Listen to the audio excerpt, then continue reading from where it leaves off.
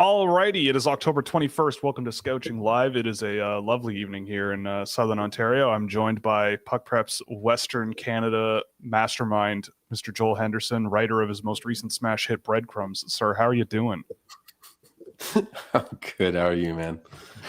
Doing well, doing well. It's lovely to have you back on the show. We're going to largely be focusing on both the 2025 draft class for the NHL coming out of the WHL, but we're also going to talk about something very, very interesting to me, at least, which is the 08s and 09s currently in the WHL or who have just recently been drafted into the WHL, because it is quite a group that we can also dig into. So first, welcome to the show. How are you? How's the music career? What's going on? Like, what's up? Oh, life is always just complicated and going. I always have like 18 different things on the go, but it's a new season, which means that I'm watching more U15 prep hockey, U15 Saskatchewan hockey, delving into the Manitoba leagues, the JBHL, the BCEHL, all of that fun stuff. Puck Preps is a constant thing in motion, and there are a million kids playing hockey all across North America. So watch as much as we can, and it's just fun. It's a new season too, so I've been catching a bunch of the new WHL games and seeing, as you said, the new 08s, the new players coming into the league and succeeding. So it's been fun. Yeah. In your early work, before we get into the specific guys for this draft and beyond, is there any early in the season storylines or little tidbits or funny stories you've got from your experience with this group of Western kids from I believe it's the 2010 age group this season that you're looking at, if I'm not mistaken? This year? Yeah. I mean, to me, there's always like, I think the longer I do it, the more, you see a name and you go, is that this person's brother or this person's kid or this person's whatever, right? And so that's the starting point. And to me, I kind of always said this, and I kind of have a chuckle, but it's very fun because he's a good player. Is like when you're playing the NHL simulator game, whatever, and it churns out names, and you get far enough along in your simulation where they're just throwing names together, like they're just really doing that. And but anyway, so this is a year where in Manitoba, there's a good defense.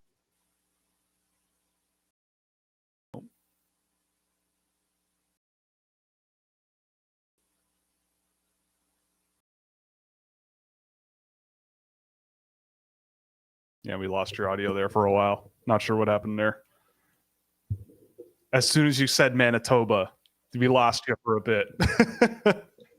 Oh, now it's gone again. Oh, boy. Okay, we'll go there. Is that good? There we go. Now we're on. We're back. We'll try. Back. Yeah, we'll try. Whatever happened. No, I was just going to say, I was trying to really set it up and really bring in all the drama, but it was essentially Denton Matejczuk's younger brother, Crosby, is playing. So Crosby Matejczuk he'll be drafted this year, and he's a good player. He's playing in Manitoba U15 hockey. Yep. So, it's to me, that's always the fun part is watching these kids there's a bunch of small defensemen this year, which is really fun. There's a bunch of kids that are really good and 5'5" right now. So that's always my favorite. They got maybe a couple more inches of growth. There's a wave of 5'9" defensemen coming in. Every NHL scout's worst nightmare these days. Yeah, you never know. Yeah, I guess not. But let's move along to some of the guys that are a little more further along. I should have asked you this before the show, but what was the first age group where you were really intimately familiar with the players in the WHL draft? Was it this 06 group that's coming through now? Or was it the 07s more so? Yes. I think there was a bit of a because the COVID year was the hub year. And it was supposed to be just Bedard coming in, but then they were throwing in all the other first round picks. So that was when, Andrew Crystal and Zach Benson, like all these guys got to be in the WHL a year early. And they were good. Like all of them were very good. That was Riley Height, Braden Yeager. So there was this wave of very, very, very, very good players coming into the dub. So it was that. But as far as pre-draft into the draft, it was the 06 kids. So Last year was the first draft where bringing tears to my eyes because I've been watching them since they were, 14 and all that stuff. So it's Right. it's nice. Right. So I guess we could start with some of those 06s, and there's a few good ones this year. I think the headliner that everyone's probably most interested in is Roger McQueen. If anyone's unaware, big 6'5" forward playing out in Brandon, brings a lot of skill to the game.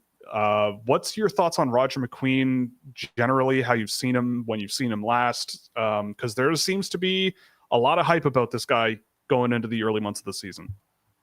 Well, I mean, he's a good player and he's built to play against men. He's got size, he's got skill, he's got speed in moments. He can be physical in moments. I think I've heard you kind of talk about it, and you and I've talked about it privately too. It's just about the consistency with him. And the reality is the reason he didn't put up a point per game in his rookie season in the dub is because the foot speed and like the agility, the lateral agility just needed a little bit of work. So there was moments where he just wasn't able to break through the neutral zone out of the breakout with Brandon as smooth as he wanted to. It's better this year. He's hurt right now, and I'm hearing mixed reports about how long he'll be out. It might be a significant amount of time, but we'll see.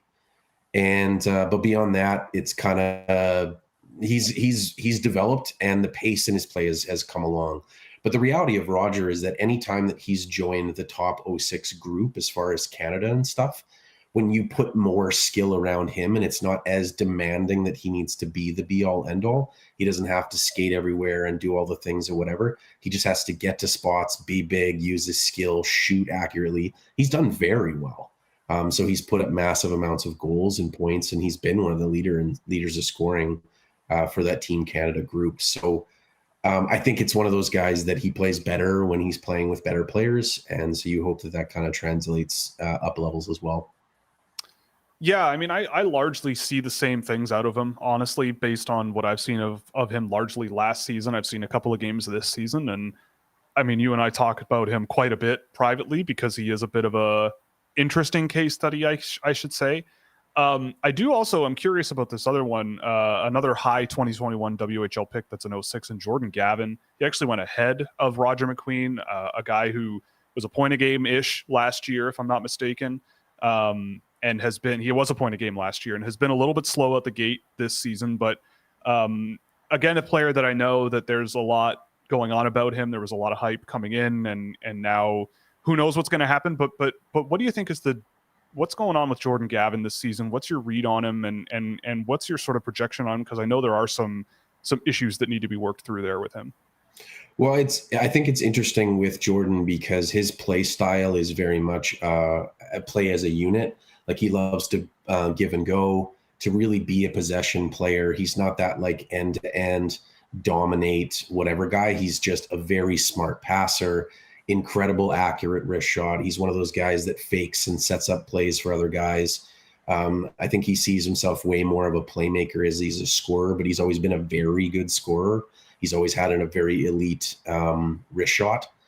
So, but he's playing in a system with Tri-City that I think is very much dump and chase, big, be big, go and hit everybody and whatever. And he's just never been that player. So he's trying to adapt. I can see he's trying to adapt. He's trying to be a bit more physical this year to get more in on forecheck. The thing with Jordan Gavin is he's a very smart player, elite possession player, a touch behind on the pace of some of the other guys and just a touch smaller than everybody. He's a guy that will fish pucks out of feet and that sort of stuff, but he isn't the guy that goes in and like rocks you and then takes the puck away from you. So it's finesse, skill. It's something that we've seen out of some of the other WHL guys last year. Of them, Miguel Marquez, the Clark Caswell, some of those guys. So he's up in there. Like he was the guy that set the precedent. He played on a team with Miguel in U17 and with other guys, and he was the leading point getter. Like he was the guy that was making everything churn. Mm-hmm. Yeah, he's one that I haven't gotten to, but I will be definitely doing so in the next little while. Like out of all these WHL guys sort of in this first roundish range, not saying they all will go there, but in that sort of area.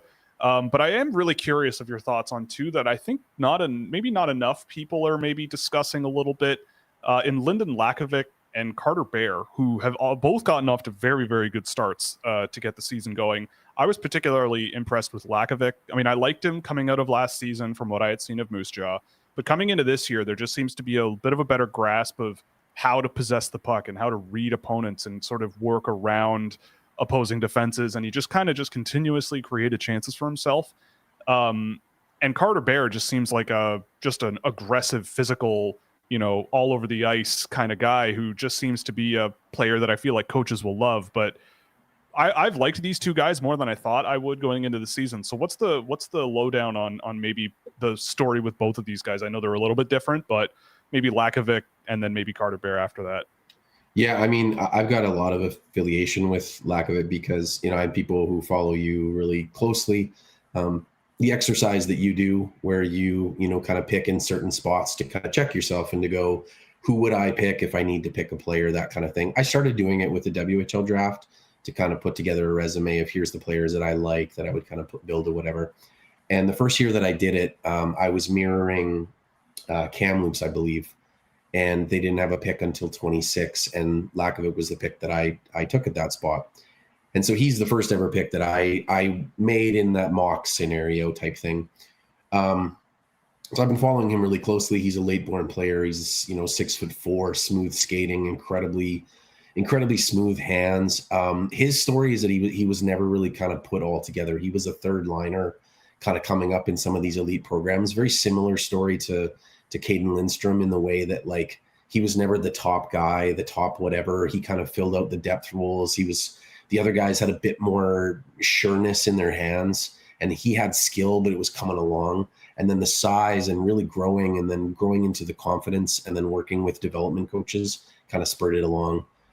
So now that Moose Jaw is just really cleared out, when even before Braden Yeager was back, like Lakovic was the guy. They just the amount of puck touches that he's getting is everything is flowing through him. Every offensive situation, they're putting him as the playmaker. He has a couple of really slick moves off the breakaway to kind of go 5-hole. He has an accurate wrist shot. He's a guy that just has a really high ceiling, but he's still on the more raw side. He's still kind of learning, but he's made tons of progress. So I'm a fan of the kid, and we'll see kind of where he goes ish. But I mean, if you wanted a raw project with huge upside, I mean, he's as big as it comes. Yeah. And so he was another one where I've been definitely more and more interested the more I've seen, and I think there's been a lot of growth in his game. Let's switch gears into the 2007s, and I personally, this is my own bias, and I was in the car on the way home from a London Saginaw game on Friday night, which was a real hoot, and I was on the phone basically with Joel, and we just had the most wonderful discussion about Jackson Smith, and I made a point to go out of my way to end every discussion or every talking point with, yeah, but I like him. Like just every single opportunity I could get. But there is a little bit more to the story with a guy like Jackson Smith. But I think there's so much to work with and so much fun there.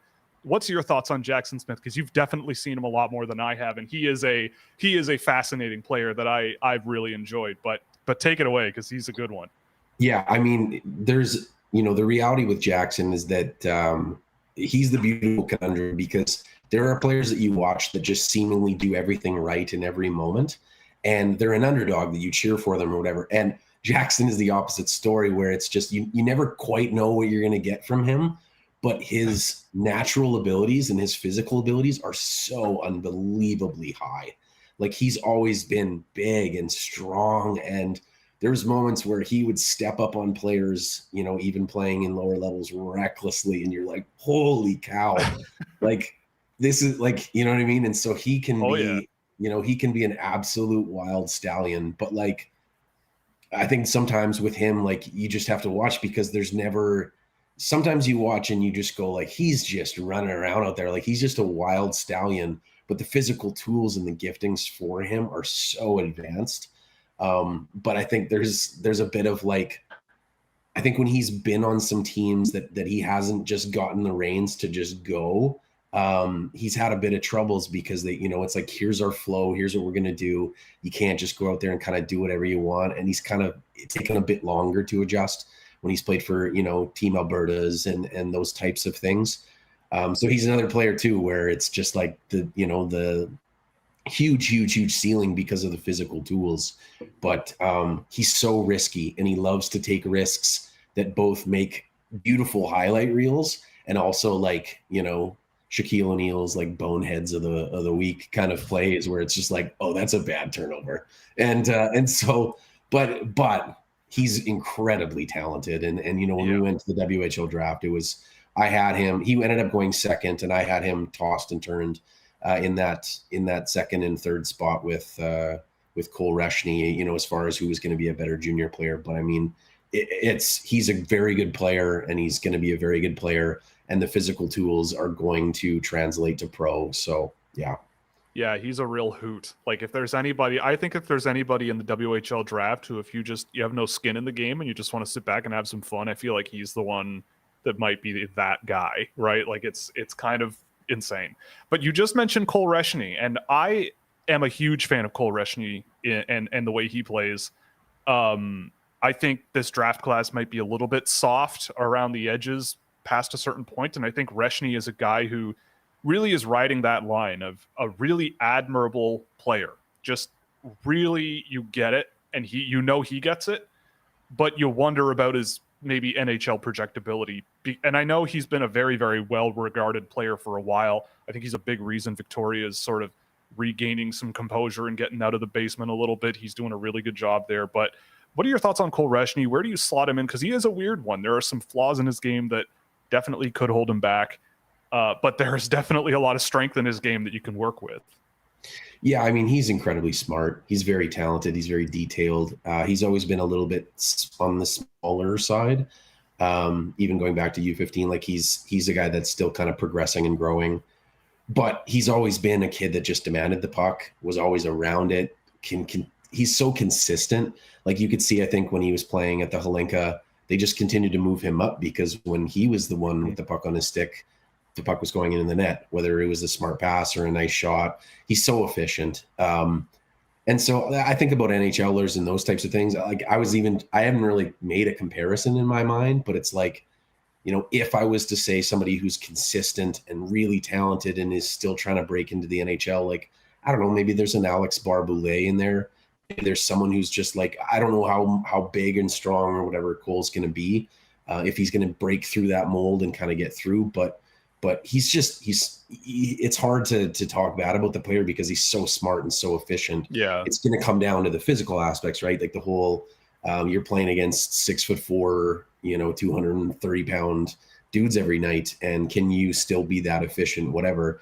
And I don't want to bet against him. Every time that I've tried to, he's just always been the guy that puts the puck in the net.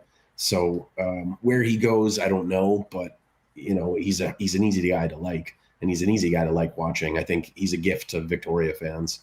Yeah, like I think the speed at which he sort of makes those decisions and gets moving, and that escape velocity is something that I think a player like him will definitely need, because that's kind of, in my view, from seeing him, that's like the only area where I think I could go, I'm a little more skeptical about him relative to some others. And it's kind of funny, we're talking about this really brilliant player that brings so much to the table. And this is not to say this next player doesn't quite do that, but it is an interesting comparison because the talent level and the speed and the fun factor with this guy is also sky high. But there's been a lot of talk about Cameron Schmidt, and I'm definitely a big fan of him. I think there's a lot going in the right direction with Cameron Schmidt's game, but I know he's one that, I mean, hockey dorks who watch a lot of the WHL could probably talk about literally all night and all day. So what's your thoughts on Cameron Schmidt? Because I feel like it's an interesting litmus test of sort of what you maybe value or see in a player and their projection. What's funny, like, because I've talked about these kids so often and done all these reports or whatever, and just in conversation with people, I get these little phrases that I just go back to all the time. And so for me, I'm like, Cameron Schmidt, gas pedal to the floor. Yeah. Always. Like, it's just he doesn't have, like, he's just always operating at gas pedal to the floor. And it both incredibly helps him, and then is part of the detriment of him or whatever. But I don't really necessarily want him playing differently, but it's part of the, like, it's part of the story, I guess. But he's he loves to shoot. He loves to be the guy in on the forecheck. He loves to be the guy scoring the goals. He will shoot as often as you let him. There's going to be the comparisons, especially out west, as far as, some of those smaller players that can they break through? Like, is he Logan Stankoven? Is he, how does he match up to an Andrew Crystal? How does he match up to these guys? And where is their projection, right? And so, Stankoven went 47, and it looks like a big mistake, as far as letting him drop that far. Andrew Crystal, it's a time will tell kind of thing. But he's been playing very well and, getting better at his kind of game. So where does he fit in that conundrum? I'm not entirely sure. I think he's behind both those players for me. But once again, like, he's just gas pedal to the floor. How do you not love it? I think I've heard you kind of talk about this too. And it's just, there's going to be a mixture of opinion. There are going to be people that just go, no. And there's going to be people that go, like, absolutely in the right spot. Like, if there's a team that has kind of some of those prospects in their system, they're not going to really covet him highly, but some other people might be, circling his name, being like, maybe we could get him here kind of mentality.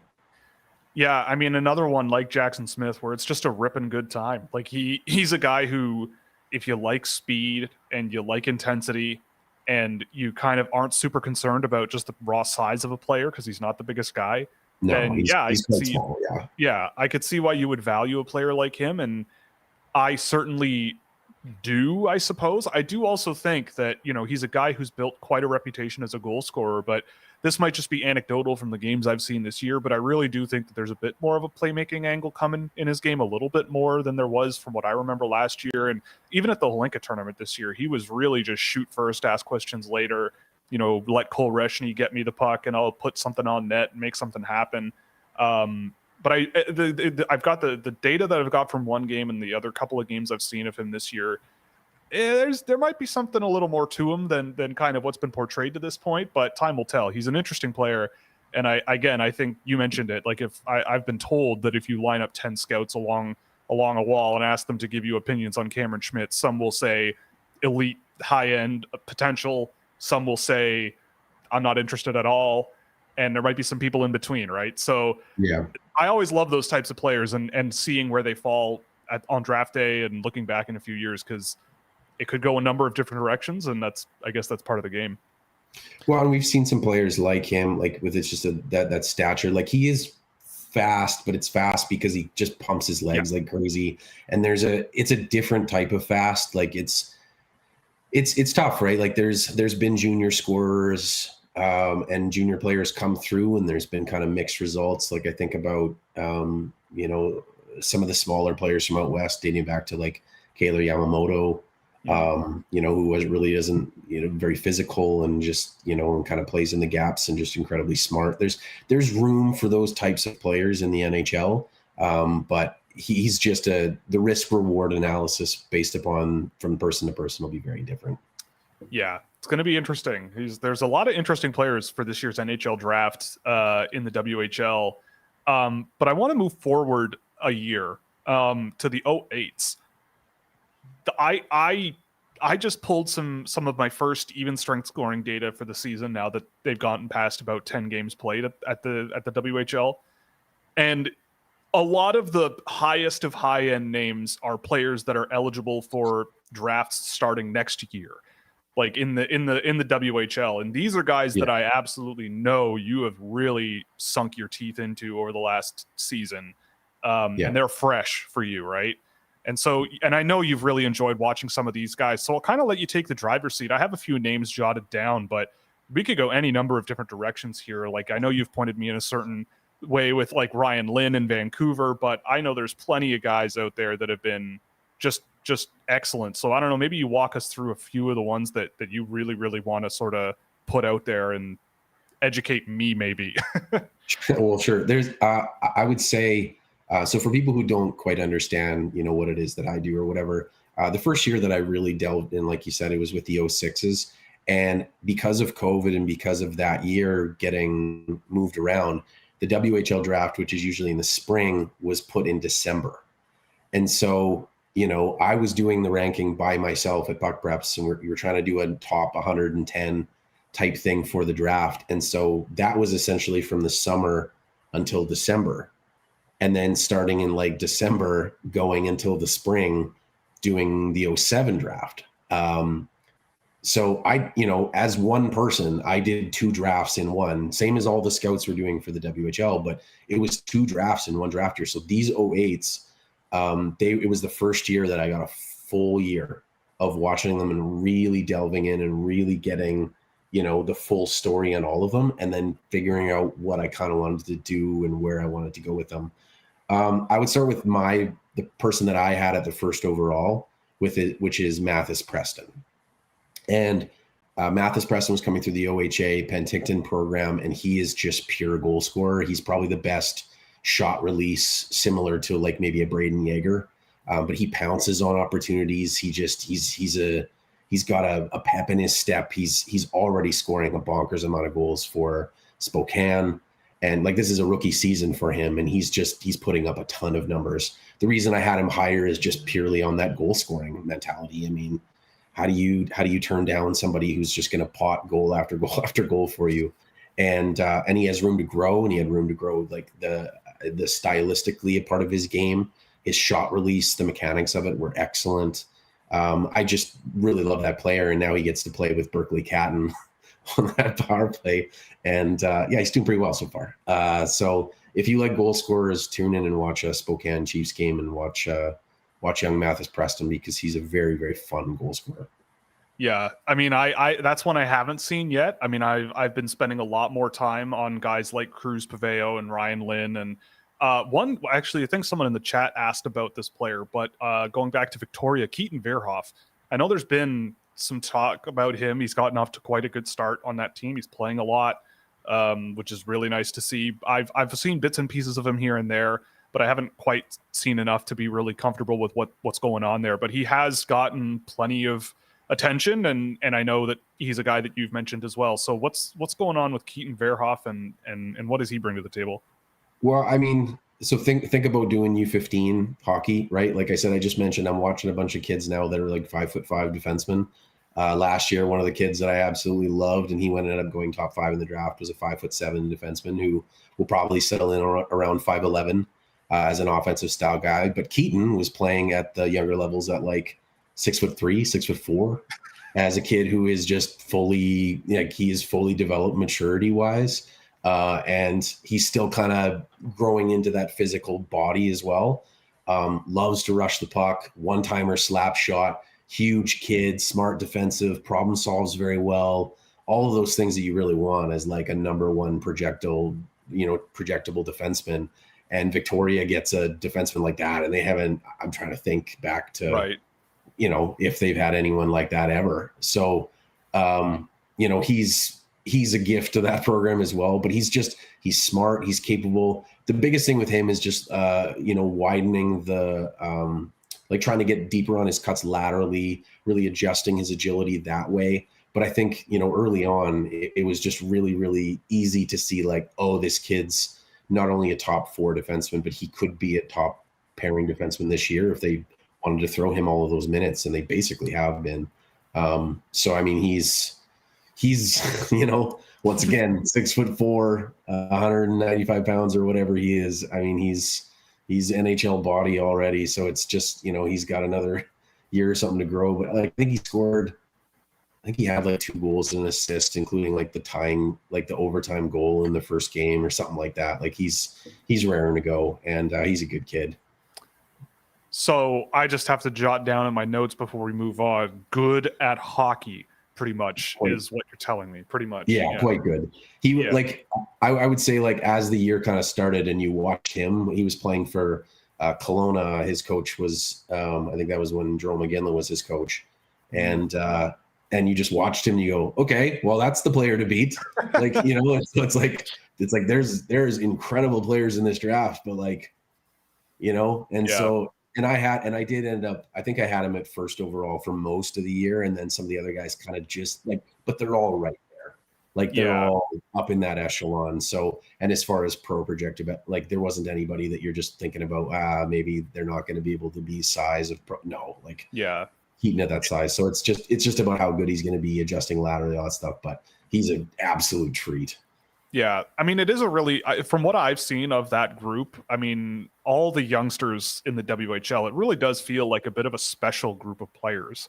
And I know in the past we've had some special groups of WHL players come through NHL drafts. How do you think that this 08, 09 kind of era measures up maybe to some previous groups that people have really heralded, you know, the kinds of Connor Bedard age group kind of groups of players?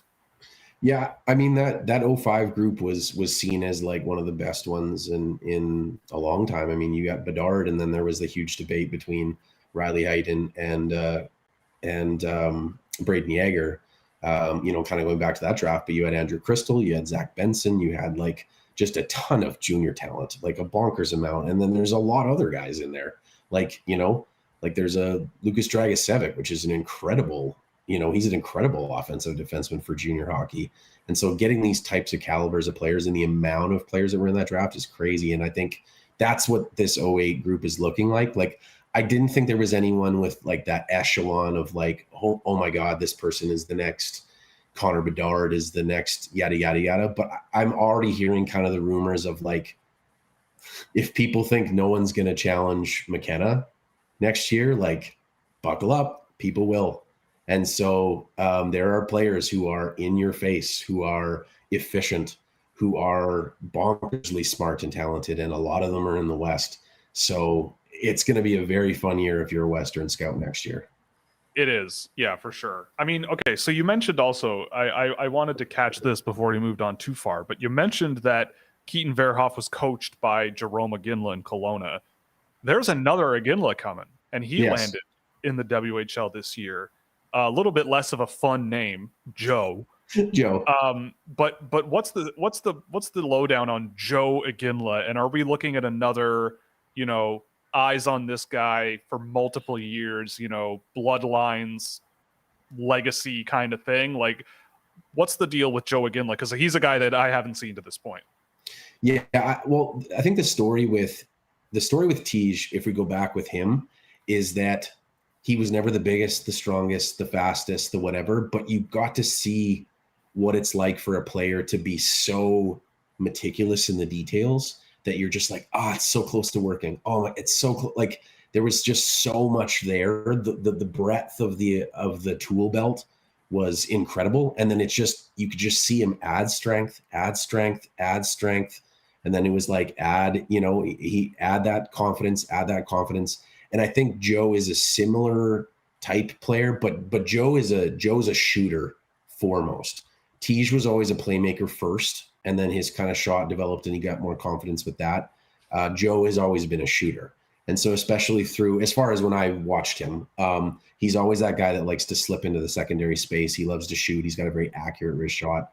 So he's going to be, I think, even a better goal scorer than Tej is, I think, projectable wise. But the reality is I think there's people right now early on who want to go in and say like, oh, future top 5, like, and projecting Joe there. And I want to tell them, like, Joe is going to be very talented. He's going to be very good.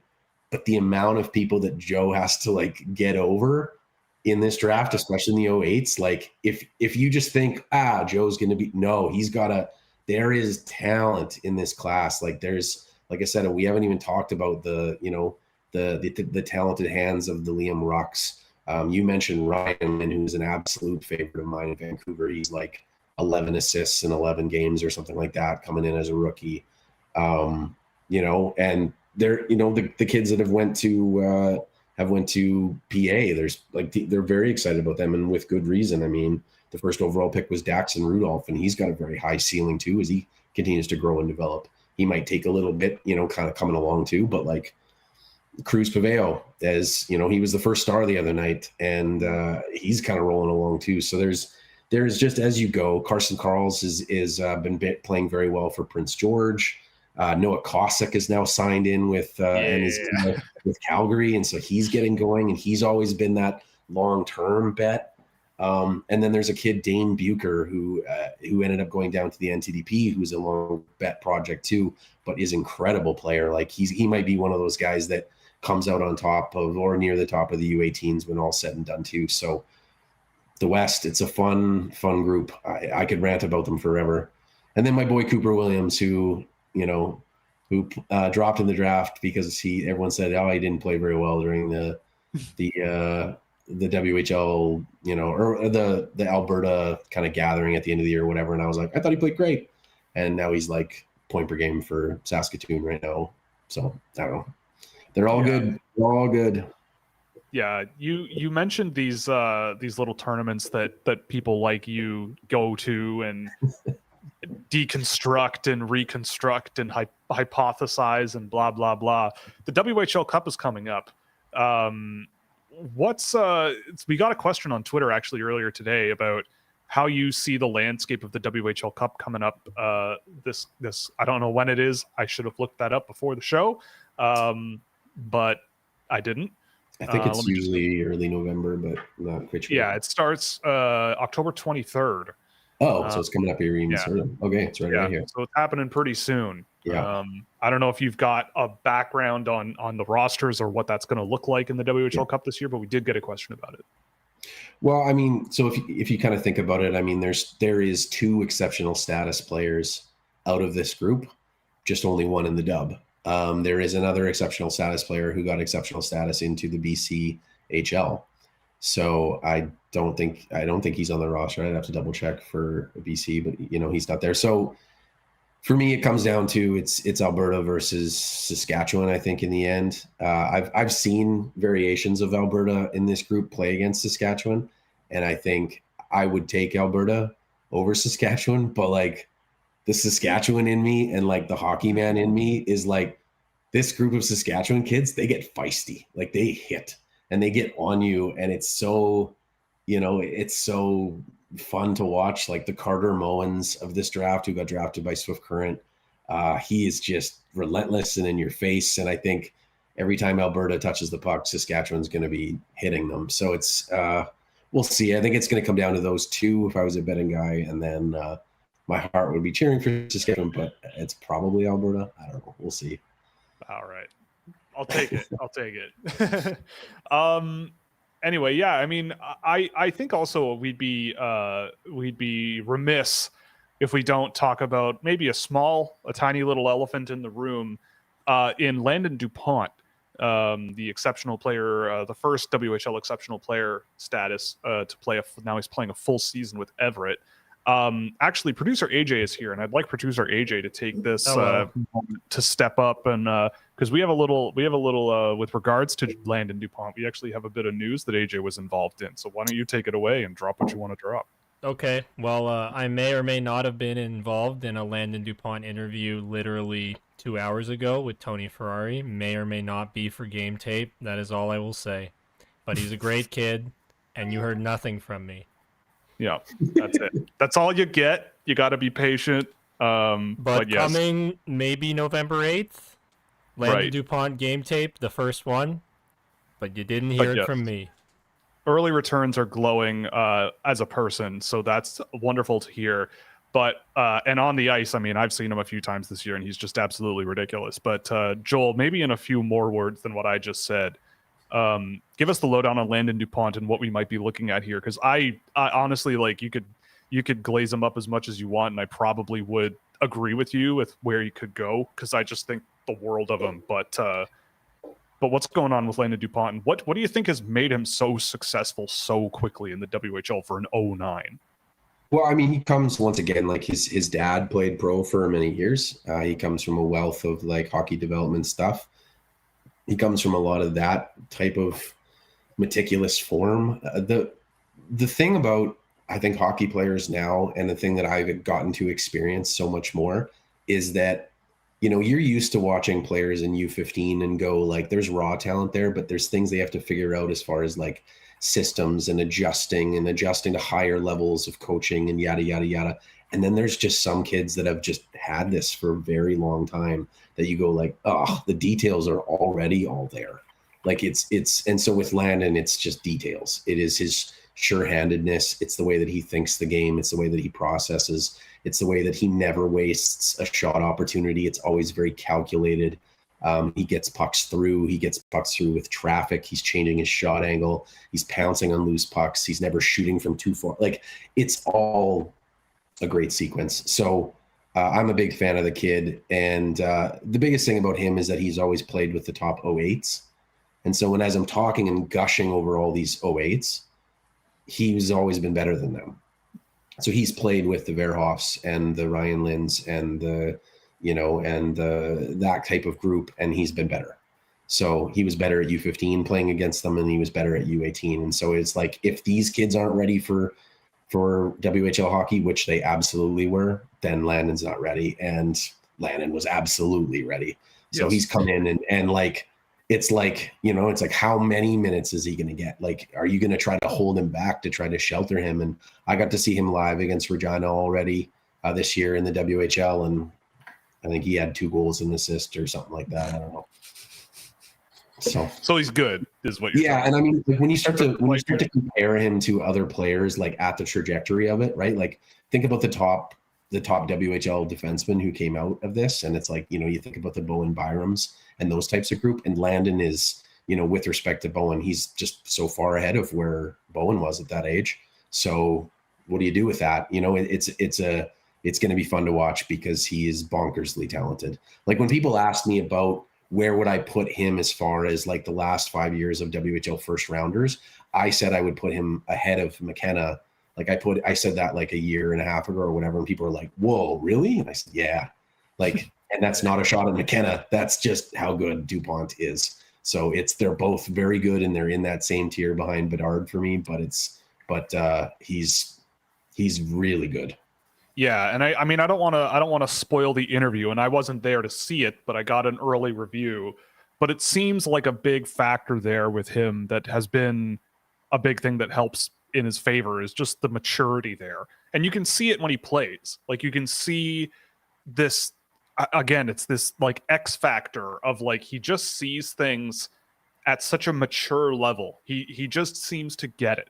How to get through the neutral zone with the puck, how to evade pressure, how to read oncoming pressure, how to just get the job done, which at 15 years old is, it's crazy to me. Like, it's just crazy to me. It was, because I have a 15-year-old cousin who I love very dearly, who is, I believe, even younger than Landon, or sorry, a little older than Landon, and he would be off the walls, like shaking in his chair type of interview, right?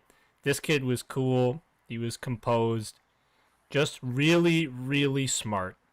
Just broke down the play perfectly, told exactly the small details that led him to make a decision as to why he then moved up into the play. I saw a lane because the forward's feet pointed this way type of deal. Like, that's how small detail focused we're looking at with this kid.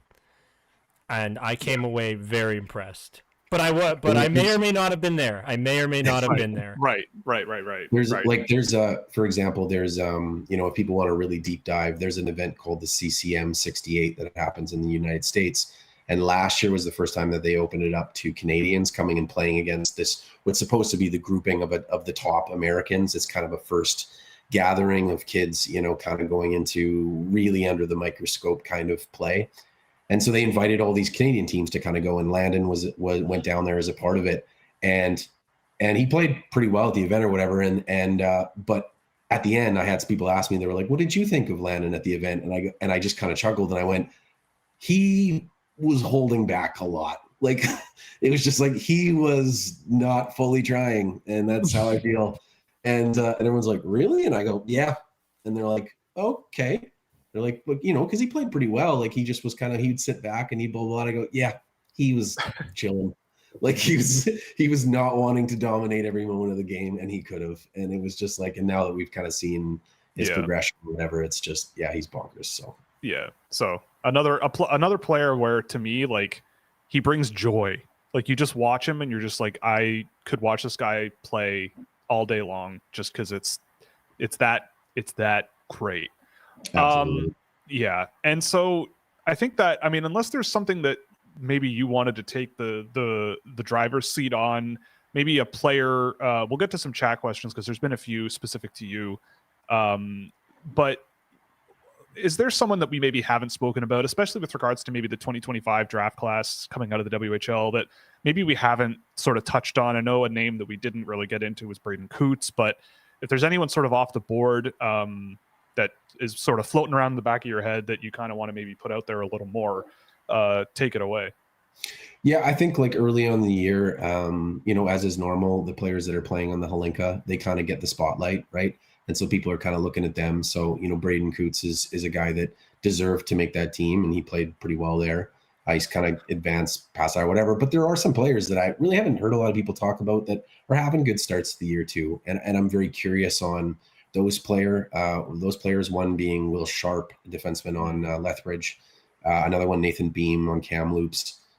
There are some good, 07 players that have that kind of, they do have enough size and speed and the processing to kind of play potentially. And I think, for those guys, it's not about if they're going to get drafted for me. It's just about the wear and like seeing how they can put it through. But they're already kind of giving Will Sharp a bit more offensive minutes this season, especially on the back end. I think he was, from the outside, it looked like maybe he was a little bit frustrated with his output last year as a rookie. He didn't really put up any great numbers or whatever, but he's a kid that's just put up numbers at every level, and he's very talented, very smart. And so he's another one kind of in that mold too. And then there's a few other guys that are kind of waiting in the weeds this year that I think are going to take off. Why is his name eluding me? Because he's my hometown kid, but there's the centerman in Regina, who's a really good player. And then there's some other guys that, kind of all around that other people kind of know, that like the Blake Fiddlers and that kind of group. Mm-hmm. Yeah. I mean, I think it's an interesting group of WHL guys this season. Like from what I have seen, I mean, guys like Nathan Beam, I haven't gotten to, but there just seems to be a lot of solid hockey players, up and down the list, guys who might be able to fill out a lineup, guys who, if they develop well, there's some upside there to work with. But yeah, I mean, it's been an interesting group. And I think just looking at, we talked about this pretty much all summer, but the dichotomy, like there seems to be no middle ground of like, you've got the big, lanky, skatey boys like the McQueens and the Lakovics and all that, but then you've got the smaller buzzsaw guys, or the smaller guys where there are question marks, guys like Rashne and Schmidt, and but there's no, Jordan Gavin, there's no in between, right? There's really not much of it, and so that's going to be an interesting thing to track coming out of the WHL this season for sure. I feel like maybe there's one, and that I've talked about a little bit. And I think maybe the in between just really exists with Reese Hamilton, and and he is. And because Reese has always been confident and capable and smart, and he had a good rookie year last year, and kind of partnered alongside Yakimchuk, and really kind of looking to grow his game there. He's not a guy that comes in at 6'5" or whatever, but he's always been a bigger kid for the age group, and now he's kind of settled at, I don't know what he is, 6 feet 6'1" or something like that. But he's smart and he's capable, and I think it's just steady. Like So it's going to be about how much upside does he have left, kind of thing, as far as NHL goes. But as far as, a defender in the WHL, he's very good. Yeah, that was my read on him too. Just very good. He got the job done. Goes over the boards. He'll come back to the bench and probably do a pretty decent job. Yeah, like when we go back to there was the U16 Canada Games, where I think this is the one where. Who was it? It was the one where McKenna, I think, was it McKenna put up like a bonkers amount of points for UConn or something? Because he had to play against PEI and Nunavut and stuff. And Nunavut, like filled Nunavut, yeah. Yeah, he just put up 8 points a game against us. But it came down to there was Alberta versus Saskatchewan, and so it was Jackson Smith versus. Versus him, and it was him against the Ontario group and the Quebec group, and so you got to see a bit of these mashups. And Hamilton he played very, very well. He was the stabilizing presence for a team, Saskatchewan, that ended up getting to the finals and almost won. So he's been a player that's been a good player for quite a long time as well. So it's not about the floor. The floor is very good. It's just about the ceiling at this point. Yeah, that all checks out to me. So we have some questions that I think I would not really be able to answer without you here to back me up. But the first one I kind of wanted to, and we spoke about this a little while ago, like back when I first thought about joining Puck Preps. I remember we talked about this, and I kind of dabbled in the world of the sort of OHL draft, both privately and sort of just in my own time. But the WHL draft is foreign soil to me, and it just is voodoo magic to me. And I know that I asked you this and you didn't really have a good answer because there isn't one, but where would you slot the AAA leagues that you're responsible for sort of keeping an eye on? I mean, I know there's no AAA in Saskatchewan on paper, but Yeah. you know what I mean, right? Like Yeah. if you're looking at the highest levels of hockey, you know, where are you poking around first and prioritizing and maybe working your way down from there? I mean, at this point in time, there's no better leagues than the CSSHL. The top kids usually go there. You see a bunch of the Saskatchewan and Manitoba kids, you know, kind of join those programs too, whether it's Rink Winnipeg or Pilot Mound, or even kids that, you know, like Brett Liskey a couple of years ago, left the provinces and went from Manitoba over to Alberta. So it's still that. That one is still the top ones, and then it's just kind of a smattering from there. The AEHL, the Alberta's top hockey league, that's always been a good league. Saskatchewan has a whole bunch of kids and a whole bunch of leagues, but if you want to know the top players, they're always right at the top of the score sheets. Like, you know, when you even go back to, you know, looking at those guys like the Berkeley Captains and the whatever, they destroyed those leagues. Maddox Schultz is currently he destroyed the U15 last year, and so he got exceptional status to play U18, and he's playing very well in U18 right now. So, you know, and so Saskatchewan, and then there's the Manitoba, the WAAA U15, there is the JPHL, there is the BCEHL. There's a lot. Just for the record, when you say that Maddox Schultz ripped apart U15 hockey last year, I just want to point out that in 27 regular season games last year, he had 63 goals and 71 assists for 134 points. And then the playoffs happened, and in 9 games, he had 12 goals and 20 assists. So he had 164 points in 36 games. So that's kind of what you're dealing with stupid. there. That is literally stupid. That's Leon Draisaitl in under 16 German hocky numbers, whatever it was. He had and it wasn't even his draft year. He was a -1 as far as this is his draft year now. He's playing U18. So yeah, he's 14. When all the rest of 14 years old. Yeah, I'm very close to swearing at how impressed I am. Like that is where I am right now. 14 years old, leading his team in scoring at the moment, and is the only 2010 born player on the team. Pretty amazing. Yeah, I mean, there's and for people who are familiar and yada yada, all the details of it, but I think there's 3. I could be wrong, but I think there's 3 players playing U18 this year. So it's a good draft. There's Reed Nickel playing Brandon Wheat Kings U18 this year. So if you're in Manitoba, go and watch that kid. And then Maddox is playing in Regina, and then there's Liam Pugh, who's playing U18 hockey for Langley in the JPHL, I believe. So it'll be a good draft this year too. The top end is quite fun. While we're talking about maybe some of the guys at these levels that you watch a lot, we got a question about Winnipeg Thrashers legend Prab Bathal. I know he's a guy that people love to chat about, and he set scoring records, I believe, in Winnipeg and Manitoba last year or something like that. Maybe. I mean, he put up a bonkers amount of goals. Yeah. Yeah. I don't know if you want to get into a Prab Bathal diatribe because we got a question about him, and I'm always fascinated to hear your thoughts on this guy. Well, I guess in a wider scope break upon this conversation, it's something that like it annoys me to a beautiful extent or whatever, but like people are becoming more interested in the lower levels of hockey, right? Like the things that we're doing here, where we're all interested in who's coming next, who's developing, and it's getting down to the U15 levels. It's, like we're pretty sure it's going to be packed rinks watching the brick events, being like, who's here, and so it's we joke about it all the time. I'm like, we're not too far away from people scouting the brick event and trying to be the first one there. But yeah, and so like there's been a whole bunch of videos, and every now and then someone just puts up a bunch of points and the internet gets a hold of it, and it's not so much a projection as just like, look at the points. And so Prab is he's a player who was especially in the Manitoba League, he was a man among boys, and he just would shoot and the puck would go in the net. And he and rightfully so, he was very, very talented. But the reality is there's some players like that the skill set, there's certain things that they do need to work on, that it's not, as easily projectable. He's a very, very strong player. I had him, I think I had him in my second round of the draft. And so like, he's not a sure thing, whatever, but he's very good. He's a very good player, and he's going to be a very good WHL player. But, it's not he remind me a lot of Owen Peterson. People remember him from the Winnipeg Ice. So there's some deep cut.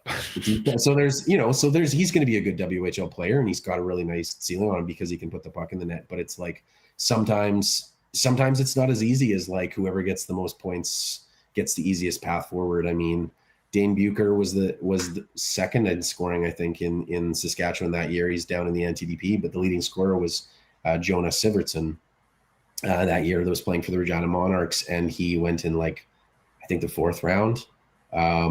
And he's got some stuff that he's still working on, but he's gotten some games in on the 4th line with PA this year.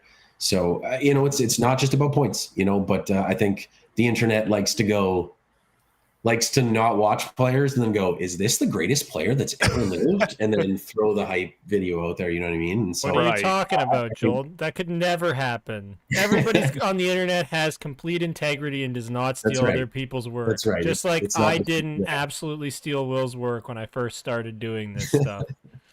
But I mean, throw together a good highlight package and a highlight video, and there's a lot of like I've said, there's some of these kids in some of these leagues that they're destroying them. And so rightfully so, you want to put in a highlight package, it looks as good as anything else. But it's a wide Western Canada, and there's a lot of good players across the country. And I think the one big thing that I've come to really understand is that just because someone is putting up points in a league doesn't mean that it's translatable, and it doesn't mean that it's always going to be the best, and it doesn't mean that there's not 10 other better kids in another league.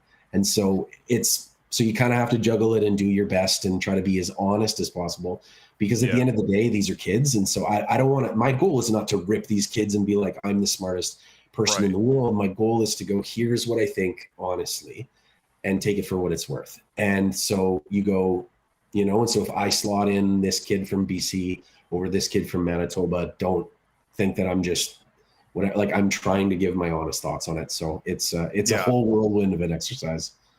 Yeah, I mean that's 90% of the communication skill that people like us have to get across, right? You are in a critical environment, but you want to be constructive, and that's always something that I think is a learned skill. I would say you have to be sort of cognizant and be willing to, maybe make some mistakes here and there, but learn. And yeah, I mean, but you're right, man. I remember the Instagram posts of 83 goals in 32 games coming from this 6'3" beast. I think it was a Reddit thing or something like that too. It went a little crazy there for a little while, but anyway, it happens, it happens. Someone mentioned Caden McCann. That's a player that I've never heard of. So I guess if you want, you can just take away on Caden McCann maybe for a bit. Yep. I love Keaton Verhoeff. I had him higher up than most people is. He's kind of in that depth role, kind of mixing his way through the center and the wing for Medicine Hat. Medicine Hat is really focused on guys that are puck skill, all that, whatever. And Caden McCann is the net front beef, but a very smart net front beef. Like he was, when they drafted him, I think they took him with the first pick in the 2nd round, whatever the year that he was drafted. I thought, oh, perfect. Like this is a perfect complement player to go with, to play with their skill players. And so it's one of those where it's like, if you want to put the rucks that are coming along with McCann, you want to put, some of these guys that they have, you want to put Basha with McCann, net front in the pot. Like he's a guy that's going to kind of complement long-term. Medicine Hat's an interesting group because they're so talented that I've wondered if some of those guys, specifically McCann, is going to get overlooked or overshadowed because he's not going to maybe get the minutes. They have him and the new 16-year-old Schaefer Gordon Carroll that they're both playing, kind of up and down the lineup a little bit. So those guys are interesting to watch. But I hope people don't forget about McCann because he's a good kid and he's got good size and I think he's somebody that I hope people don't overlook if he doesn't put up the point totals that people want. Right. Well, I'll have to check him out because net front beef, man. You can make a living being net front beef. Mm-hmm. All right. Well, we got a question as well about maybe some of the imports, and this might be an interesting thing from your perspective because you are watching the WHL here and there. it kind of, to me, I'm more interested in, if there are any import guys that you've seen this year that I think have translated really well. You were a big fan of Andre Becker last year, or him and who was the guy, overage guy who got Gabriel Stutz as well? That was another one of your guys. Is there anyone sort of an import this year that sort of caught your eye that you kind of want to put out there? Or in general, like, what is the takeaway for you seeing these import players playing at this level, maybe coming over? Like Spokane has a kid from Kazakhstan, right? This process of them coming over and playing in an unfamiliar situation and all of that, from your view, is seeing all these guys from 14, 15 years old moving into this league, and then these guys from Europe just get dropped in, which is a totally different environment and situation. But maybe that's an A and a B question, but if you could shine some light on that, or some wisdom. I'm not sure if there's anyone, like, I guess I haven't been looking for them early on this year so far. Like, that hasn't been like my focus when I'm watching. I'm more so like watching Vancouver to see Ryan Lynn and Schmidt and those kind of guys and that kind of thing. I guess one of the things I will say on the topic is that something that I've learned to kind of factor into my personal algorithm is that if a player comes over and it's their first year in the WHL as an import, sometimes I'm willing to give them a little bit more of a leeway if they're a little tentative. If there's things that just keep them a little bit more perimeter or tentative, and I don't know if it has to do with the English language. I don't know if it has to do with some of those certain things, but I think we've seen some players come over and maybe get looked over in the draft their first year and then get picked up in their second. There has been some, once again, I'm terrible with names on the spot, but Saskatoon Blades had a player, goal scorer, that got overlooked the first year and then really put up a bunch of goals the second year. Sidorov, I think Becker's another one that really kind of adapted. Gabriel Stutz is another, where Stutz was basically like, he was a bit too passive. He had all the skills in the world, but it's just like, man, I would really love to see him take more initiative in this area, this area, and this area. And then the next year, that's what he did. And so I think one of the things that I've opened myself up to as well, when you see the talent of some of the European players that come over, if I was interviewing them, when I was talking to them, I would just kind of really want to go like, is your play have another level of just tuning up the confidence of, like, you don't have to defer that puck. You can be the guy here. You can be the shooter on the power play. You can be the guy, controlling those zone entries. So I've just been kind of putting that into my analysis and algorithm as well. My mental, whatever. Yeah. And I think I would agree, especially like, it is a tricky line to walk. I mean, it is. I always think about the psychological element, right? Like, you're packing up and you're living with a completely different family. You move, well, most likely, you move across an ocean. You're in an unfamiliar situation. You're new coaching staff, new everything. The names that sort of come to mind for me are like Julius Miettinen, Adam Jecko. Like, both of those players last year were players where I wanted them to be a little more assertive, especially Jecko. Whenever you would see them play, it's like, okay, I think there's more here somewhere, but I'm not really seeing it. And is that something to be concerned about, where it's like, well, is it just not there? Or is it that there's a bit of unfamiliarity going on there? Like, what's the deal there? And that's the tricky bit as well. And I think you're right. Like, you do have to give them a bit of leeway, like a little bit more rope to go, okay, like, you can see talent there, but once they get comfortable in their situation, someone just mentioned Samuel Hanzik as another one. Once they sort of get their feet set and sort of learn to push their limits and get somewhere, I think it also, a lot of it too, is the WHL is a lot more physical from my understanding. It's a very different environment on the ice than a lot of European junior hockey leagues, right? And most, and in my experience, a lot of European junior hockey leagues, there's a question about this coming up, but there's a lot of haves and have-nots, right? So you play in Finland and you're playing junior hockey in Finland, there might be 3 or 4 programs that probably could challenge a WHL team at some point, but a lot of them probably couldn't. So if you are used to being physically dominant or successful in a certain way at that level, and you go to Western Canada where everyone's a farm boy and, it's a totally different environment, that can be a lot, and getting used to that and adjusting and learning to produce in that environment can certainly take time. Yeah, and I think the human element of it too, right? Like you're new into a dressing room of players that kind of know each other and been around or whatever, and you don't want to step on any toes. Like, we've seen it at every level. For me in my Calgary Flames fandom, it was always funny to me to watch that for Jerome Iginla. Anytime that he went, when he finally got traded from Calgary, everyone's like, "Oh, he doesn't look like himself." And I'm like, he's trying to fit in. He's not sure exactly what he wants. He's not the guy that has the defined like da da da da da. Yeah. And so it took him a little bit with every team. And so Jerome, especially with new teammates, he was always the slow starter, and then would cook you by mid-season. So I think there's a little bit with that with Euros, and I've kind of put that into my mental. Yeah. Like as you said, is there more here, or is this just the kind of player they will always be? And sometimes there's more. Yeah. And I mean, I think it's also really a fascinating thought experiment too. Just thinking about any situation like this, you just kind of humanize it in general, and you go, what if I were to quit my job and move to France, right?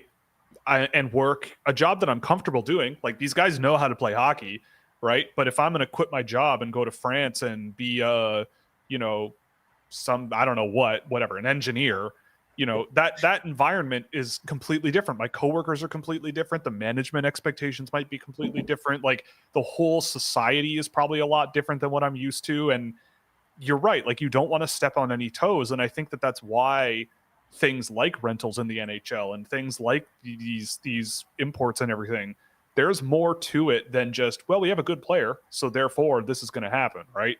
It's just a very interesting thing that I think, when people think about these things, like that's the angle that I always take, is the humanization of it and going, yeah, I mean, what if this were me, right? And it's a lot, especially when you're 17, 18 years old, and in a lot of cases, I'm going on a little bit, but in a lot of cases, you've got NHL teams as well involved. And it's like, we drafted you.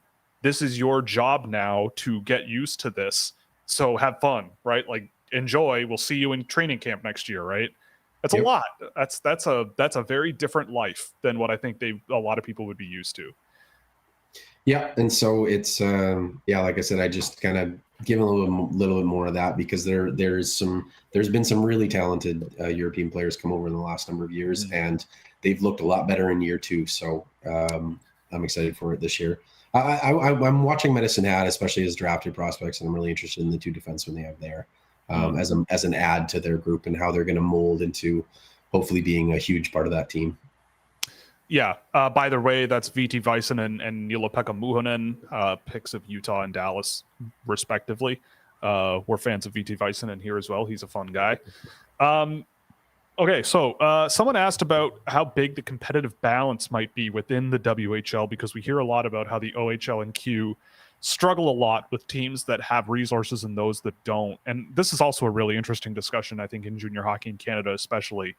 That's worth exploring. And so out west, I mean, what's the read of the landscape there? Because I do know for sure that out in the Eastern Canada, there's certainly a bit of a disparity with especially with resources in the first place. I think, I'm not sure about resources, but I think there's some programs that struggle with reputation. And as dumb as it is, do they have an airport?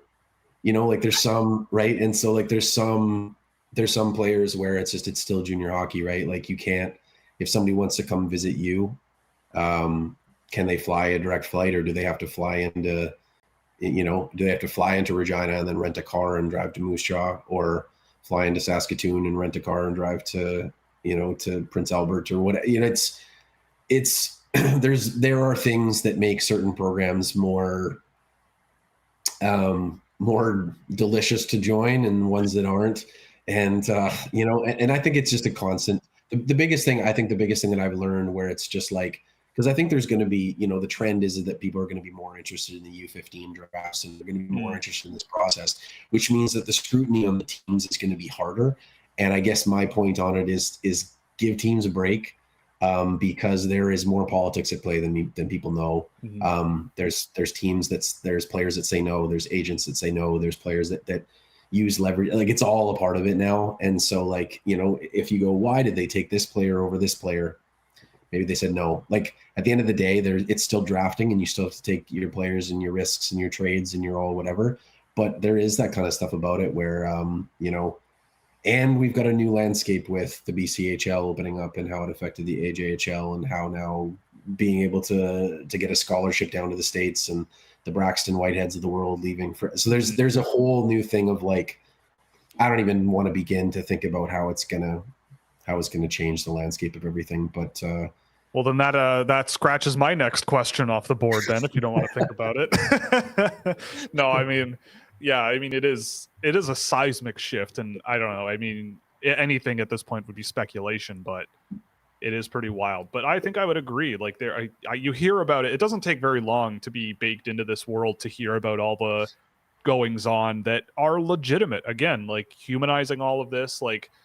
Going to major junior hockey in Canada is a big life change, and it's a big shift. And in the WHL, especially, you get drafted when you're 15, and so it's like, well, maybe I don't want to move, if I'm not getting guarantees that my experience in X place is going to be as positive as I think, and I think I have a shot at making the NHL, then I'm not going to fly thousands of kilometers away to take on that chance, right? But someone who lives down the street and has maybe grown up in, say, Brandon, for example, not saying anything specific about the Wheat Kings, they could look at it and go, well, this kid's in our backyard. He's going to stay. He's the best guy on the AAA team. So let's see what he's got and go from there. And so, yeah, you might quote unquote make mistakes, but there's a lot more to it. And I think similar things happen in the NHL too. We've seen it for sure in the past. And I think it happens more often than we think, where players, maybe your teams just get a vibe that players aren't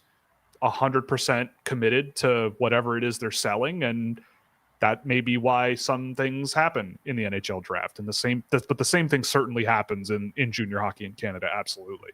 Yeah. Like I think of the two stories to me that scream like it's a change in the landscaping is one, 15-year-old Eli McCamey going and playing in the BCHL as the first exceptional status player to play in the BCHL. And then number two, it's the path of Noah Kosick. It's the fact that Noah, was there was mixed teams had their own kind of understanding of, if he would come and yada, yada, yada for the WHL draft. And then he committed to Michigan, and then was like, I'm gonna go to Calgary. So like there is a lot there. And there's a lot of dynamics there that changed quickly. And so it speaks to the evolving landscape and how much things are just going to open up a little bit. Because I mean, I would imagine Noah will be in Michigan at some point. Like that's right. And that's the reason he's in Calgary, right? Like that's it. Because that at some point he can go to college. Yeah. And it's, I mean, from what I have been told and everything, it's going to happen in relatively short order. Like it's kind of weird. Like I was talking to a scout in the USHL not too long ago, and they just asked me the open-ended question of like, what do you think is going to happen? Like, depending on who you ask, you'll get a bunch of different answers. And I mean, it's kind of hard because it's like, I feel like there are things that will happen very quickly and there are things that will happen very slowly, right? Like I think players are going to move around really quickly and things are going to shift really quickly within a season or whatever. But the longer term effects of that are going to be hard to predict. And like, how is Junior A going to adapt? How's that level of hockey even going to continue as it is? It's going to be very interesting to see how that works, because you're going to have situations like this where maybe Junior A teams were banking on that, that kid that's committed to college going, okay, this kid's going to come play for us. Let's say Eli McCamey in Penticton. We're going to sell more tickets with this guy. But now all of a sudden there's no incentive for players to do that. So what's going to happen from here? And so we'll see what happens. But that's an interesting thing. And a name that I'm so excited that I'm going to say on your podcast here, because he's one of my boys, is think about the pathway of someone like Diego Johnson, who is a point per game player in the USHL right now.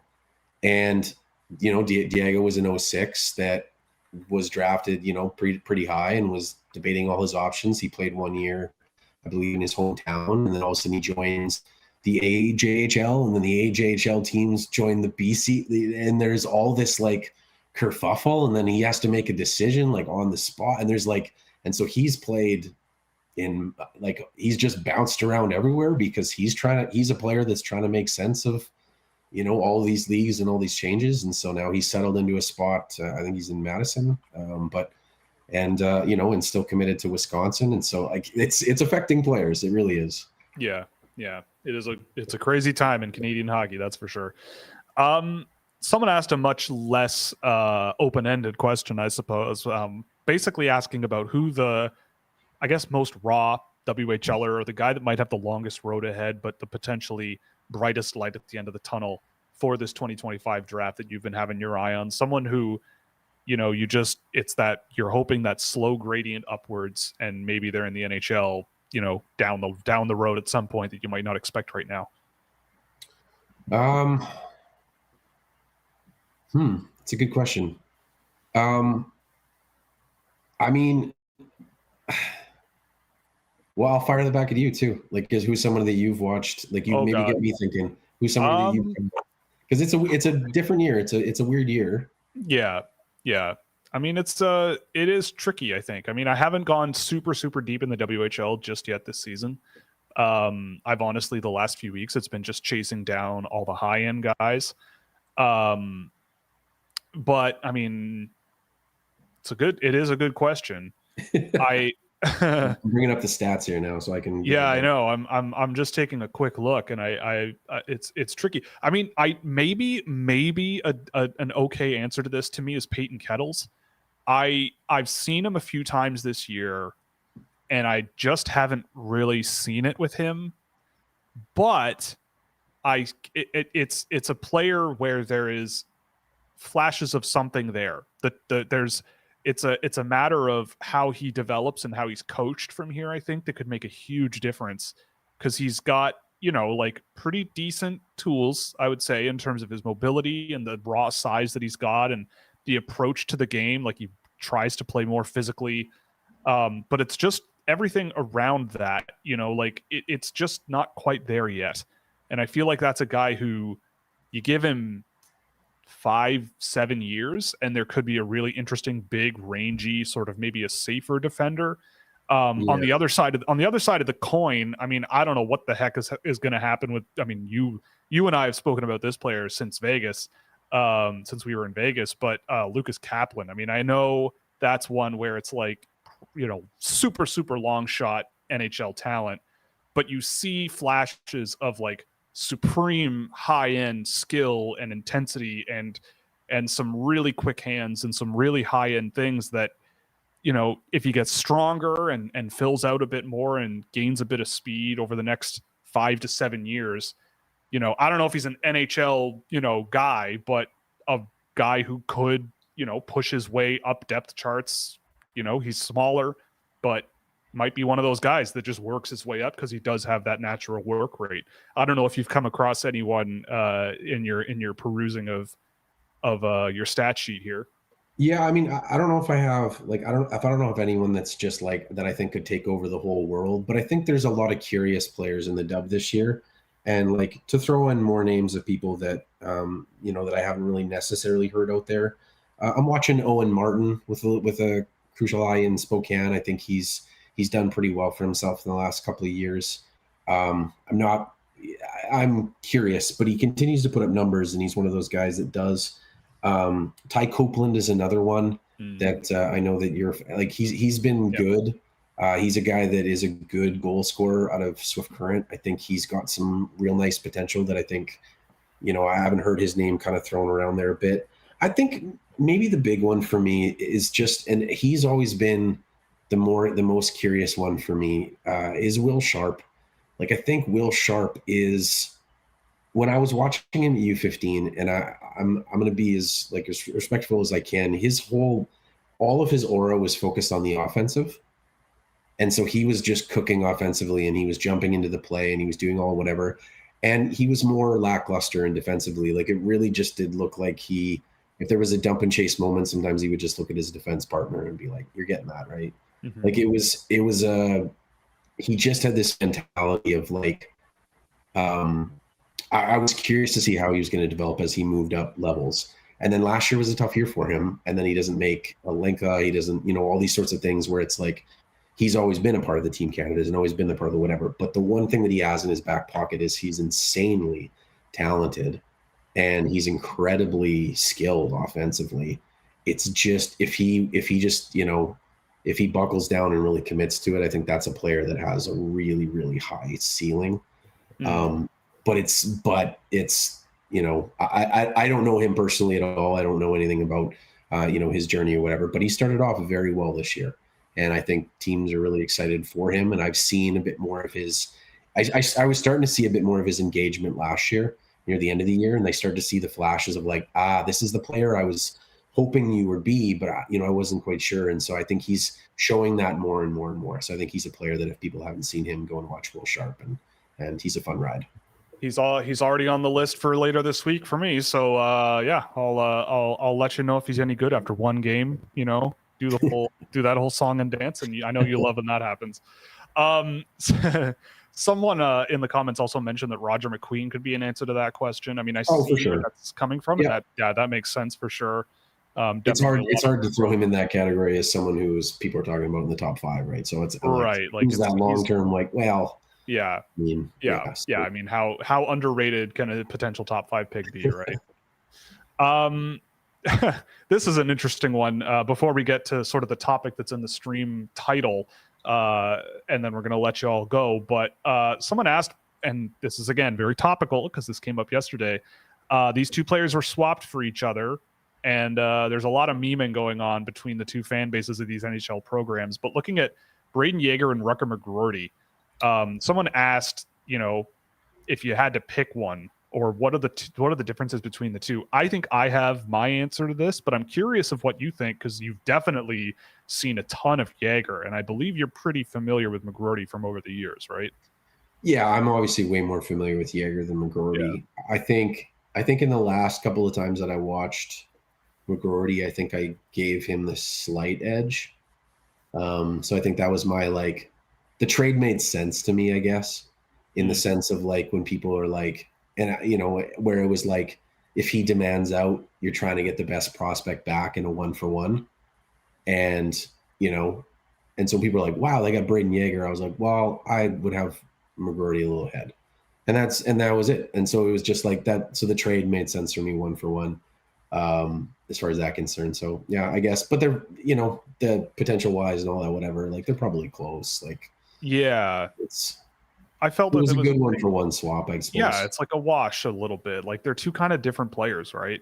I mean, I was lower on both of those players at the NHL draft than, and it was funny, like looking back on it, because I was kind of worried when that trade first happened, because I thought about it and I went, well, I don't know. I feel like both of those guys, they play different roles, but like it all probably comes out in the wash. Like it's not, I don't know really how to delineate them outside of the play style and how it works.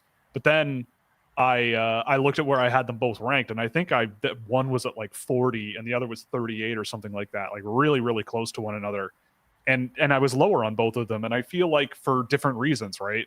I think but this is just my sort of preference, but a guy like Yeager, I kind of prefer a little bit. He doesn't have the how do you put it? Like the zing on his shots, or the skill level, you know, that I think that finishing skill level that McGroarty has, that danger from shooting anywhere kind of thing.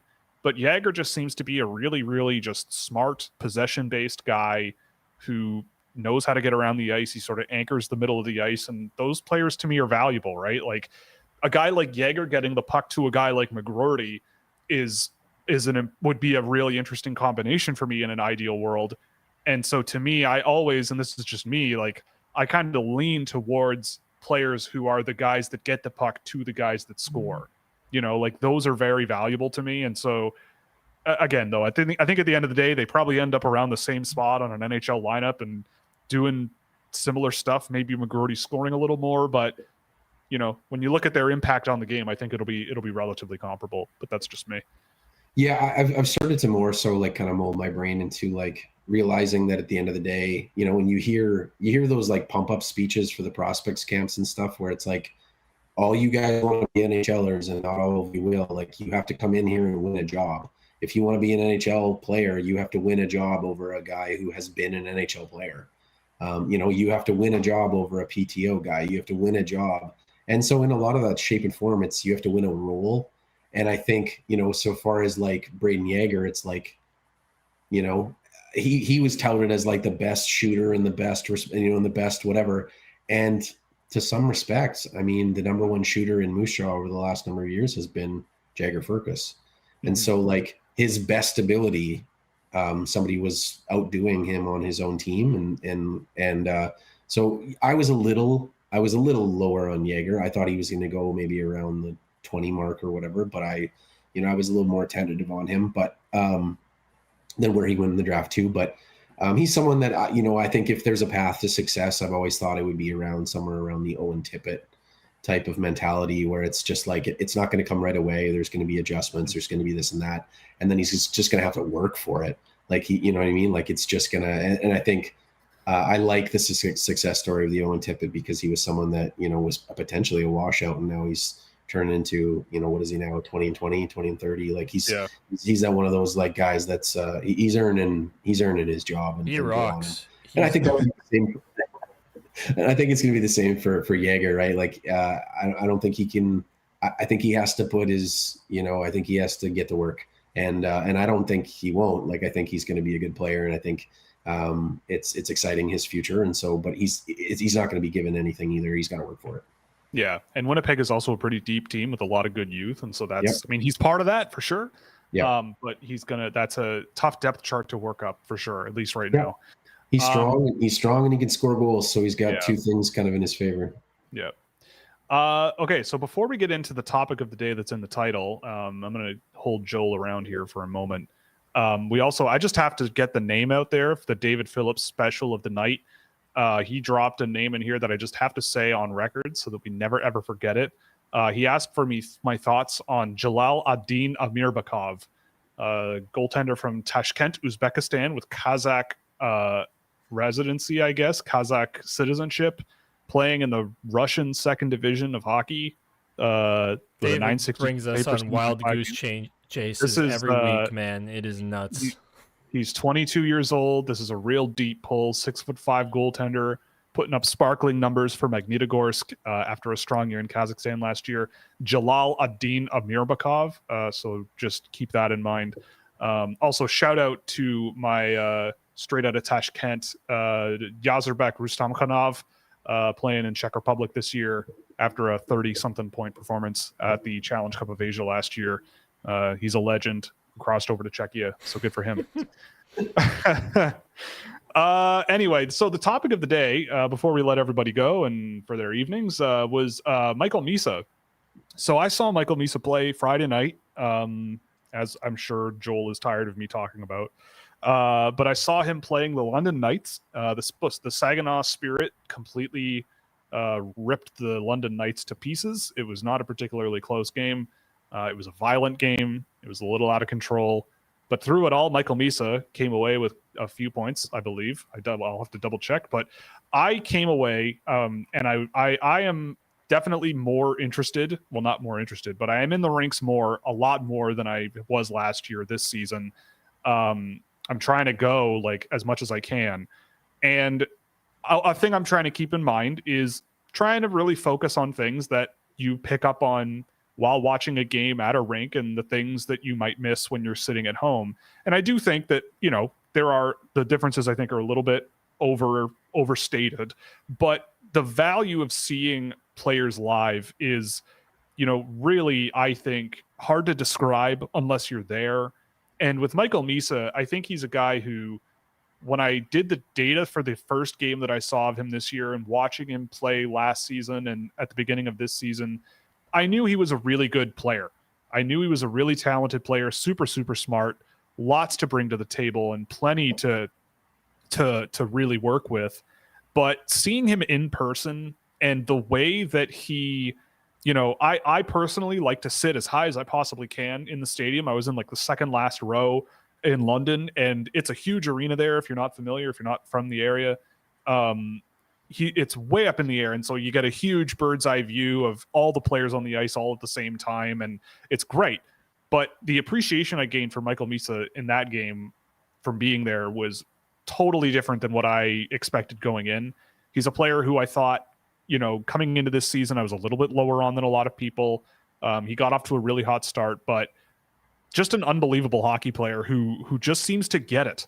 And Joel, I mean, I'll let you give me a bit about him, because it's an interesting thing you talk about with a guy like him, where you see him at these camps where multiple regions come together and get to mix and mingle together, and you kind of see what everyone's kind of playing like.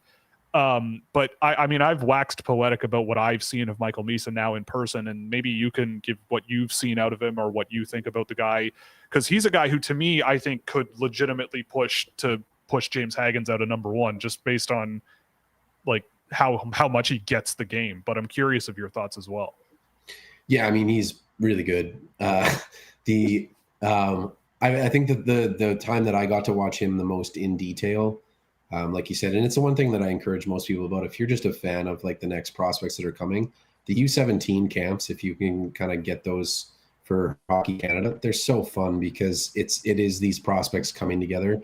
And so there was this huge hype because at the camp, I mean, Macklin Celebrini was coming back to play for Team Canada, and they were dividing up the teams into whatever. And so Misa got put on a team with Berkeley Catton, and Berkeley Catton and Michael Misa just played give and go hockey, and destroyed teams and like put up a bunch of points. And it was like Misa being, the exceptional, the youngest player that was there for that group. He played incredibly well, and he was a top player. And it's just, the biggest thing that we talk about, especially for kids coming from this younger age group, is just like, how big are they going to get? Like, have they reached their physical peak? And, will that necessarily affect them and whatever? And there are little bits of strength, and there's little bits of confidence, I think, that Misa was finding early on this year, that I was watching a little bit last year, where it's just like, because for me, when we're working our list talking about these junior players, if I was a college, because if you were an NCAA guy and you had to choose between, Michael Misa and, say, Gavin McKenna, like, this is what we're doing at Puck Preps. These are the things that we're debating when we're talking about our top 10 list. And we had Misa number one, and then we decided to put McKenna number one. And now Misa's playing like he is mad at us for doing that. So it's on that note, I think the one thing that I love about Misa's game, and the thing that brings more value to, is he's a centerman. He plays in the middle of the ice. He goes to the dirty areas. He's scoring from 4 feet away from the net. He's complimenting other people. He's making other players better. He can play multiple styles. He's driving play through the middle. Like, his goals aren't these finesse, like highlight reel, shoot from whatever. He's grinding it out. He's playing a style that is very NHL, and that's more adaptable than some of these guys that are wanting to be on the outside and dangle and do all this whatever. And so I've always been a huge fan of his game, and seeing him play with multiple different kinds of skill players gives me more confidence that he can continue to do that at higher levels too. So I don't think you're wrong. Like, I think people undersold him this year. Like, when I was reading the previews and stuff on him, I was just like, like, he might push. So yeah. I mean, the thing I'm glad you mentioned the Berkeley Catton thing, because he struck me as a player who just works. He just works so well with smart players, guys who are aware of where he is, guys who can play in that structure and find him and hit him. Like, one of the things I really picked up on Misa is he can be fast. That's, if he needs to be, he can move, but that's not a hallmark of his game. The thing that really blew my mind was his ability to just spot empty space and cannon himself into it and just go, I know that this is a hole. I'm going to go into it. And if you find me, I'll know how to get around whatever's in front of the net. Like, there were a few moments, he didn't score a goal in the game I saw, but there were a few moments where he just cut straight through London's defense, and he cleanly took a pass from someone, I forget who it was, probably Christian Epperson, and basically, like, on the retrieval, used his skill to not dangle a guy or whatever, but just maneuver the puck in such a way where the defender couldn't touch him, and then just slipped right through him, got himself a couple of scoring chances that way. Even on the forecheck, he had a couple of really, really good efforts on the forecheck where he used reach really well, caused a lot of turnovers in the offensive zone as well. Like, things where off the puck, you want to see your young elite players really factoring in, right? It's not just about when you have the puck. It's about most of the game you don't have the puck. And in most of the games that I've seen Michael Misa, he's not a guy who is going end to end all the time. He's not that, give me the puck and I'll do the rest. It's more of a, I can work with people, and I know that if I don't have the puck, if they can find me, we can make something happen. And the way he does it, I just go, it's like it doesn't even matter who he's playing against. Like, he'll find a way to make it work. So it's just a question of, is he going to do that in the NHL when guys are bigger and more physical and tougher to get through? I don't know, but I'm not super concerned about it because he's still young. He's been unbelievable this year. And you're right. Like, he doesn't just take his shots from everywhere. Like, you see a guy scoring 14 goals at this point. You might go, yeah, he's just shooting the puck a ton and doing it from wherever. But like, no, like one of the games I tracked, the game I tracked of him, he caught a pass on an entry in the offensive zone from Jacob Cloutier, who's another pretty good OHL 07. And it took him like 2 skill moves and the slightest little backhand from right in front of the goaltender. I don't even think the goaltender touched it. It just went right up over him and top shelf from like just that finesse that you don't really see all that often. So that's a guy. I mean, again, James Hagens is playing at a higher level. He's played fewer games. He's in a new environment. Michael Misa is now in his 3rd season with Saginaw. So the equation's a little bit different. And I think you do need to give a little bit more time to Hagens, a little more charity. But I mean, is this a situation where you think there might be a bit of a discussion here between these two guys, and especially because you've seen Hagens as well?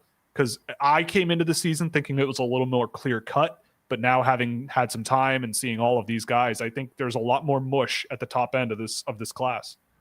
Yeah, I think I guess I'll just put it in this perspective. Last year, like the only one that I thought could maybe touch Celebrini was Demidov. And so, you know, like when you kind of went into it, it was kind of like, it's like, I don't think there's anyone else. Like, I didn't, you know, because there was the hype around all the players, like, right, there's Yzerman and there was all these guys. I was just like, it's Celebrini for me. Like, unless there's a sureness with Demidov, then maybe, but like, it's Celebrini for me. And it was Celebrini from point A to point B. This year I came in being like, I don't think it's certain. Like, I think, and it's no disrespect to any of the players. I think there's I don't think there's anyone that just is for sure the best projectable, like, you know what I mean? And so Hagens has the early lead and all that, whatever. But it was just like, I was like, I don't want to count out Misa. We got to see, like, I think the excitement around a guy like Matthew Schaefer, getting to see what he could be, you know, getting that glimpse at the Holinka. So there's players there, but I just went, I don't know that there's a massive amount. Like, I don't think Roger's going to challenge. I don't think some other guys are, but it was just like, there might be a couple, like, and I thought Misa was one of them that could. Yeah. Yeah. And so essentially, I mean, there was a period this weekend where I like to do this sometimes, where when I'm putting a list together of players, I have a hot take that I sleep on. So I came home from the game where I watched Saginaw beat the crap out of London, and London physically beating the crap out of Saginaw. I came home and I said, you know what? Like, that was amazing. I came in primed to be kind of underwhelmed. I left super impressed. And when I saw Hagens in the NCAA, I thought he was very good, but not a step ahead of Misa, especially Misa being a 2007 and Hagens being an 06. So I kind of went to bed with Michael Misa at 1. And then I woke up and watched a game of Misa afterwards and watched another game of Hagens. And I flipped it back later, but it's in my mind. You know, it's in my mind that this is a possibility, because it's hard. It's one that's hard to explain. I think Michael Misa is a really good example if you want to really sort of understand the nitty gritty, like, detail style of player. He's a really good example of that, because he's not.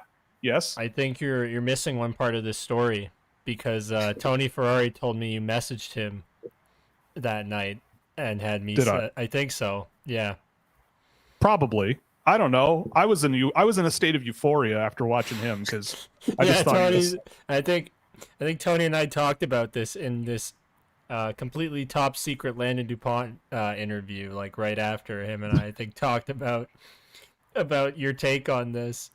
And I think he said to me, yeah, Will messaged me like after watching that game with that take.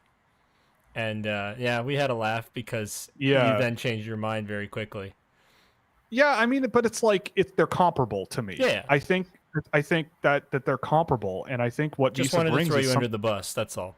well, I mean, I like being under the bus. It's I know you quieter. do. I know you do. That's why I threw you there.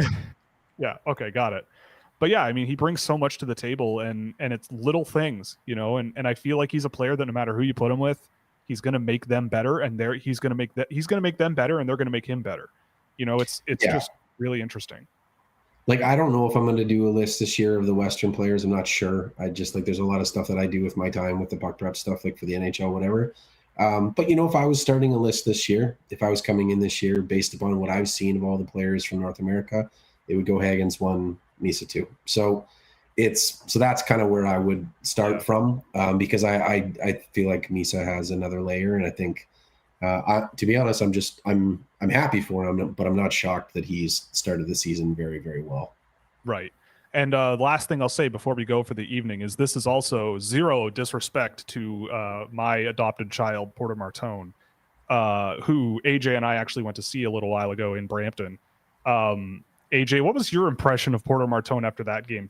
If you're being perfectly honest, and feel free to shatter my heart, but I still think he's an amazing player. He's at 3 on my board right now. Not fast, so can't. All right, so, not for me. He's not fast. Right. No, but I like Porter Martone. He scored a goal where I think he banked it off of the goalie's pad. Yeah. And in. Yeah. And he shot it purpose. on purpose. Yeah. Like he scored some brutal goals, but they went in, so that's what matters. And then he got trucked in the third period, and like it looked like I thought that he might have like done something pretty bad to his leg. Yeah, gets up, next shift is out there, playing like nothing, almost nothing happened. I mean, he was limping around a little bit, but like when he was in the play, it was like nothing happened. So I give him a lot of respect, but I wasn't like overly thrilled. He's a good player though. Since it's not going to happen, AJ, I want you to close your eyes. Okay. And then imagine Porter Martone in a Toronto Maple Leafs jersey. How do you feel about him? I love him because he's in a Toronto Maple Leafs jersey. He's basically in a Toronto Maple Leafs jersey wearing those steelheads. I know. So it's not hard to imagine. It's not hard to imagine. Well, it would take a hell of a collapse for that to happen. It would, but, especially you never know, because the Leafs are winning 5-1 tonight against the Tampa Bay Lightning. Are they really? Yeah, William Nylander is 3 points. Good for them. I was going to interrupt you at one point and let you know, but okay. yeah, I felt that this conversation was too good to interrupt, even with William Nylander 3 points. So I figured I'd slip it in at the end when I got a chance. It's good for the brand, though. Nylander with 3 points tonight. That's good for the brand. I'm sorry for my peaking mic. My bad, everybody. All right, we'll get you sorted out. Okay, I think that'll be it for the evening. Mr. Henderson, plug away. What are you doing? There's some musical related things that I think if anyone doesn't know, Joel Henderson is a very, very talented musician and songwriter. But walk us through, what do you want to plug? What do you want to put out there? What's going on? And thanks for coming on. It's always a pleasure. Thanks, man. To give the summation of my life, like I was a touring and traveling musician that had an interest in hockey and put out WHL lists. And, when the world shut down, I took a job at Puck Preps and I've absolutely loved it. And I mean, we've got some great writers there. We're building up some more better writers there. And we're kind of like, I think we're just continuing to get better every day.